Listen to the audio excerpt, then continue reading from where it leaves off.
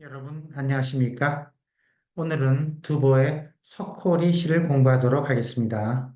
지금까지 강촌이나 춘망시를 공부했습니다. 모두 서정시라고 합니다.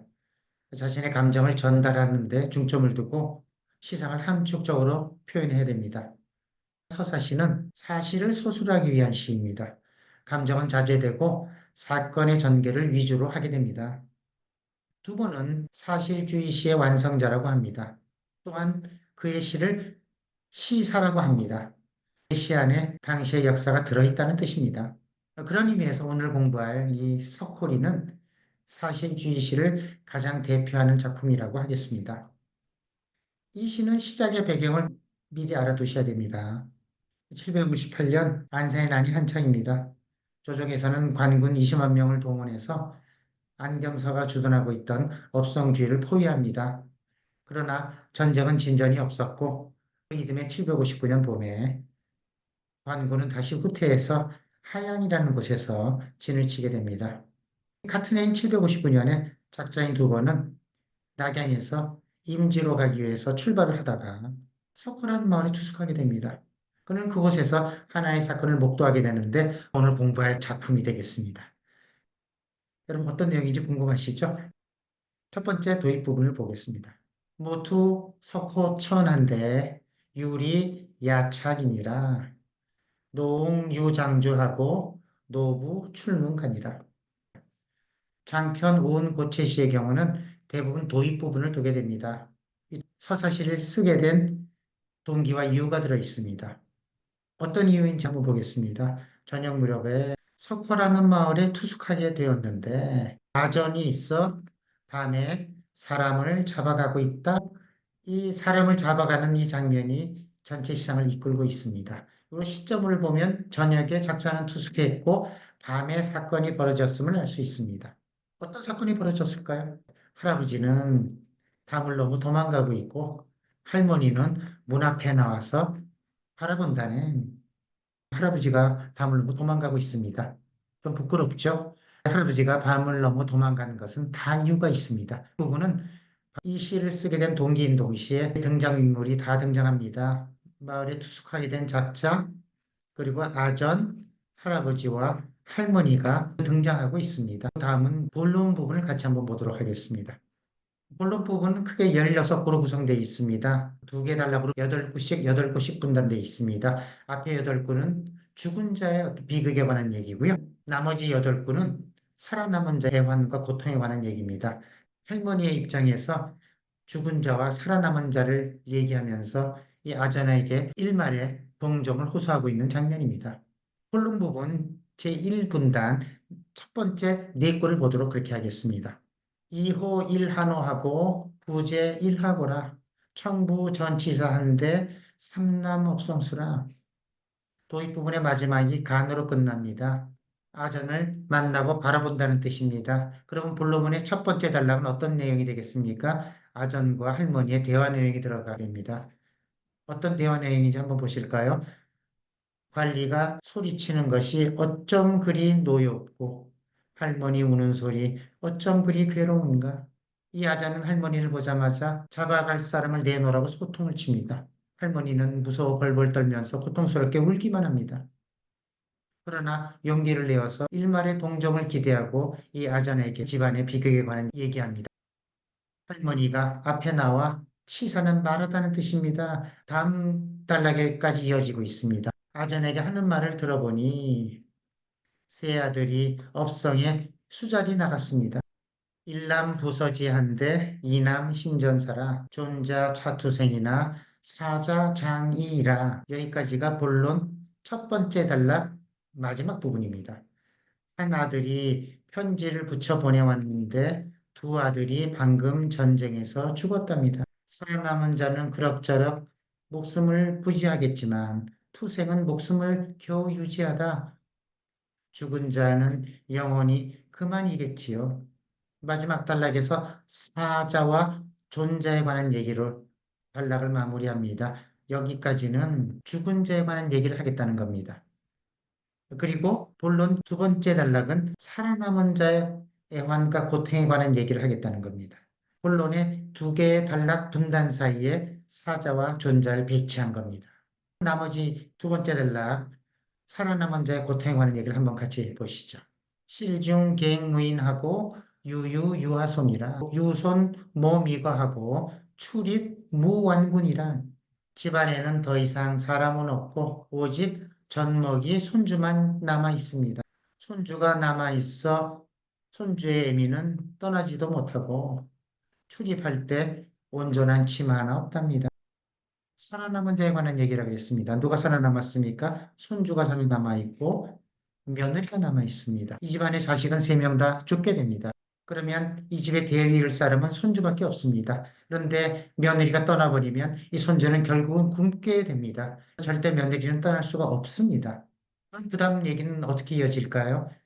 손주는 어려서 정군 갈 수 없고 며느리는 손주가 굶어 죽기 때문에 절대 떠날 수 없습니다. 그러면 남아있는 자는 이 할머니 한 사람입니다. 할머니가 대신 가겠다는 뜻이 그 다음에 나올 수밖에 없는 겁니다. 그 다음 단락을 보시죠. 본론 제2분단 마지막 대구입니다. 노구 역수쇠나 청종 이야규라 급응하양역이면 유득 비신취 여기까지가 늙은 할멈 힘은 비록 쇠약하지만 관리를 따라서 밤에 귀는 임지로 가는 겁니다. 전쟁터로 가게 해 주십시오. 급히 하양의 구역살이에 응하게 되면 그럭저럭 새벽 밥 짓는 것, 새벽 취사는 준비할 수 있을 것 같습니다. 살아남은 자 중에 갈 수 있는 사람 한 사람뿐입니다. 바로 이 할머니입니다. 그러나 이 할머니는 이미 병들고 나이가 많습니다. 직접 싸울 수는 없으니까 전쟁터에 가서 병사들을 위해 밥은 지어서 노역살이 할 수 있으니 자신을 가게 해달라고 애원하고 호소하고 있는 겁니다. 마지막 결미 부분을 보겠습니다. 야구 어성절하고 염은 읍유열이라 천명 등전도 한데 도교 노은별이라 야구입니다. 사건은 밤에 벌어졌습니다. 야구는 시점이 바뀌기 때문에 결미 부분으로 들어가게 됩니다. 밤이 깊어 말하는 소리가 끊어졌다. 말하는 소리가 끊어졌다는 건 뭡니까? 할머니가 전쟁터로 끌려가기로 합의를 봤다는 뜻입니다. 염은 읍유열이에요. 눈물 흘리며 조용히 흐느끼는 소리 들리는 것 같다입니다. 할머니가 흐느끼고 우는 소리 종군하게 됐다는 것을 확정할 수 있는 내용입니다. 그리고 들리는 것 같다는 것은 작자는 주막과 그 집과는 거리가 있죠. 그러나 이미 감정이 이입되어 있는 상태입니다. 마치 들리는 것 같다라고 말합니다. 이 작자도 아마 밤새 잠 못 이루고 몸을 뒤척이면서 함께 슬퍼했을 겁니다. 마지막 결미 부분 보시죠. 천명 등전도 한데 도교 노은별이라 날이 이제 밝았습니다. 그리고 전도에 오르게 되었습니다. 전도는 전쟁터로 나가게 되었다는 뜻이죠. 홀로 할아버지와 더불어 이별하게 되었다. 마지막 부분에 제가 퀴즈 하나 내겠습니다. 이 시는 결미 부분을 잘 마무리해야 되는데 결미 부분을 잘 마무리하는 시어를 하나 박아놓았습니다. 예, 바로 독자입니다. 홀로라는 것은 할아버지와 생이별하게 되었다. 할머니가 대신 전쟁터로 끌려가게 되었고 자식의 죽음뿐만 아니라 이 집안의 마지막 비극이 여기서 이어진다. 작자는 한 가정의 불행을 통해서 이 사회 부조리를 고발하고자 한 것입니다. 이 시의 장법을 정리해 보도록 하겠습니다. 이 시는 도입 부분과 전개, 본론, 결미 부분으로 나눕니다. 장편, 오은, 고체시는 이런 장법을 보여주게 됩니다. 먼저 도입 부분을 보시면 시점이 저녁이었습니다. 대부분 이런 서사시의 동기와 이유를 서술하게 되고 등장인물을 묘사합니다. 이 시의 경우는 작자의 관점에서 쓰게 됩니다. 본론은 시점은 한밤중이었습니다. 그리고 본론은 총 16구가 2개의 단락으로 분단된다 그랬습니다. 앞에 8구는 종군하게 된 자식들의 죽음에 관한 얘기였고 나머지 8구는 남아있는 가족의 애환과 고통에 관한 얘기였습니다. 할머니의 관점에 서술되고 있습니다. 장법이 8구, 8구 정연하게 구성되어 있습니다. 마지막 결미 부분은 시점이 새벽입니다. 이른 아침이었습니다. 할머니의 죽음에 관한 이별의 이야기였습니다. 이 결미 부분은 작자의 관점에서 서술되고 있습니다. 그리고 도입 부분과 마찬가지로 네구 네구로 정연하게 장법을 구사하고 있습니다. 고체 시이지만 정연한 장법을 보여주는 뛰어난 작품이라고 할 수 있겠습니다. 마지막으로 이 시를 통해서 두보의 마음을 읽어보겠습니다. 작자는 해질 무렵 어느 마을에 투숙하게 되었습니다. 밤이 되자 관리가 집집마다 사람을 잡으러 돌아다닙니다. 할아버지는 담 넘어 도망가고 할머니는 나와서 응대합니다. 관리는 잡아갈 사람 내어놓으라고 호통을 치게 됩니다. 할머니는 무서워 벌벌 떨면서 울기만 합니다. 할머니는 용기 내어서 가족의 불행과 비교에 관해서 얘기하면서 일말의 동정을 기대합니다. 포악한 관리는 봐줄 기미가 보이지 않습니다. 여전히 사람을 끌고 가려고 합니다.